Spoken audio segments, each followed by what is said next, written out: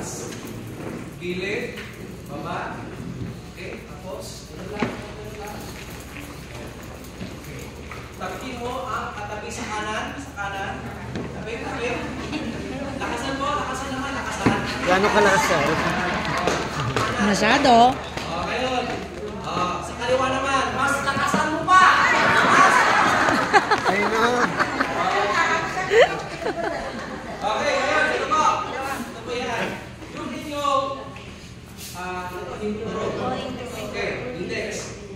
Ganun nyo po. With your elbows lowered, and then, pagdikitin po yan. Ito po, oh. Dapat perpendicular ay yung parallel po siya, parallel. Ayan. Hindi yung mataas yung isa, mababa yung isa. Dapat po, perfect na nakapagdikit. Okay, ngayon, tignan po yung sa may kuko. Meron po ba kayong nakitang hole, butas? Okay, sino ang walang nakita? Meron po ba? Yung wala. Nung pinagdikit yung kuko,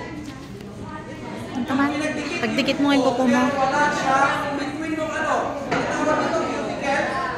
Dapat doon, between the cuticle. Siya nga eh. Meron si ma'am, meron. Okay.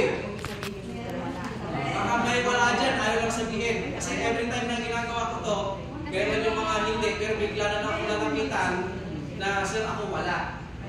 Yung wala mo, ang ibig sabihin po niyan, meron po kayong problema sa puso.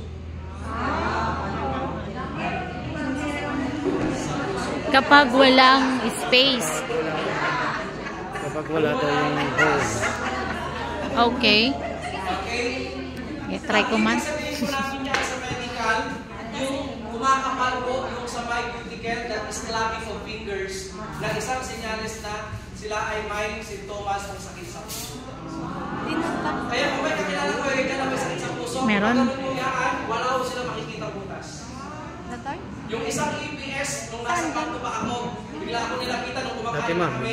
Sir, tama ka. Siyempre, ayaw ko naman nasa kamay ko kasi. Hindi dabutas na. Dito yung ma'am.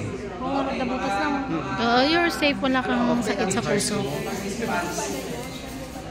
Bata pa lang Ay, po flat ako, na sir. flat. May sakit ako sa puso. Kasi ka nga yun. Hindi ako damo. Padas ko nga root ko ma. Clapping of fingers, tawag natin yan. Next! Okay.